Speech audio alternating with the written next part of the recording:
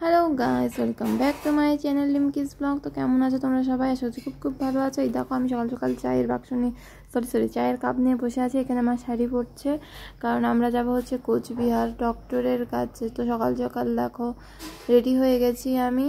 আর এই দেখো কোচবিহারের যা অবস্থা, ভাই রে ভাই।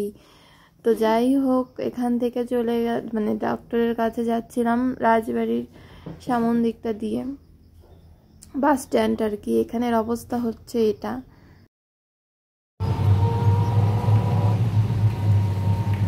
ডাক্তারের ওখানে ডাক্তার দেখানোর পরে এই যে আবার টোটোতে উঠে পড়েছি।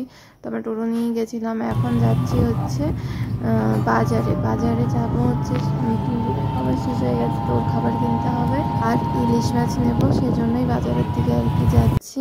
তো ফার্স্টেই দেখো কোথায় যাচ্ছি বলো তো। তো সোজা যাচ্ছি, কারণ এখানে জায়গাটা চিনি না, তো টোটো কাকাও চেনে না। তো যাচ্ছে পরে আবার সেখান থেকে ব্যাক করে ফিরে এসেছি। গুড ইভিনিং সবাইকে। তো কোচবিহার থেকে এসে তো আর ভিডিও করা হয়নি, আর মা গেছিলো বিরিয়ানি আনতে, তো সেখানে আর ভিডিও করিনি। বাড়িতে এসে খেয়েছি, তাও ভিডিও করিনি। আর এখানে মা রান্না করছে, ওখানে রান্না করছে। আর কি রান্না করছে বলো তো?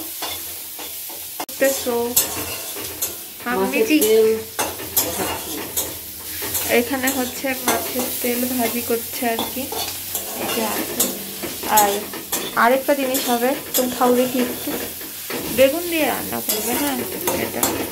আর তারপরে হবে, ওঠাও এটা, এটা কি বলো তো, ইলিশ মাছ। আগে এখান থেকে যাই, কি গন্ধ।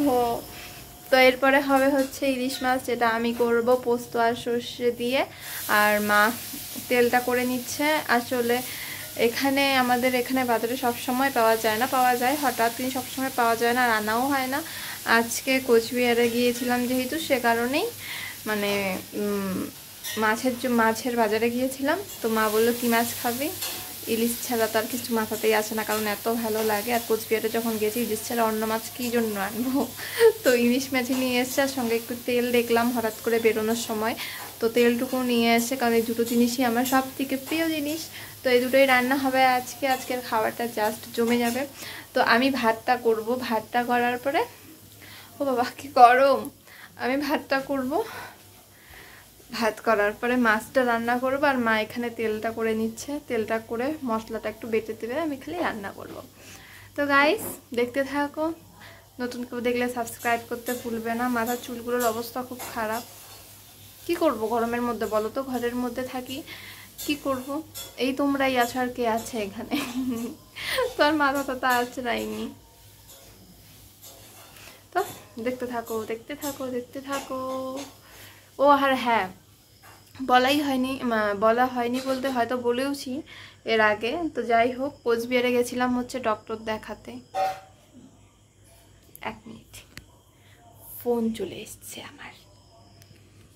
তো এই যে গাইস, আমি ভাত বসিয়ে দিয়েছিলাম, আর এই ভাত উতলেও গেছিলো। আর এই পাশে মাছ ভাজতে বসিয়ে দিয়েছিলাম। তো মশলা টশলা মা বেটে দেবে বললাম, মা আর বেটে দেয়নি, আমি বেটে নিয়ে মানে এখানে মাছটা ভাজাও বসিয়ে দিয়েছিলাম। আর যেটা আর কি রাতেই রান্না করেছি মাছ, সেটা হলো হালকা ভেজেছি। আর যেটা রেখে দিয়েছিলাম পরের দিনের জন্য, সেটা একটু ডিপ করে ভাজা হয়েছে, লাল লাল করে বেশি করে। আসলে ইলিশ মাছ না অতটা ভাজলেও ভালো লাগে না। তারপরে এই যে খেতে বসে পড়েছি।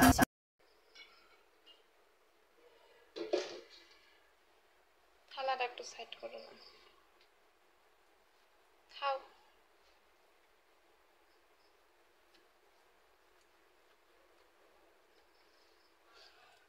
তুমি অতটুকু ভাত নিছো কে?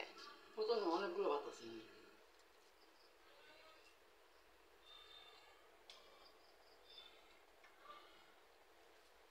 কেমন হয়েছে?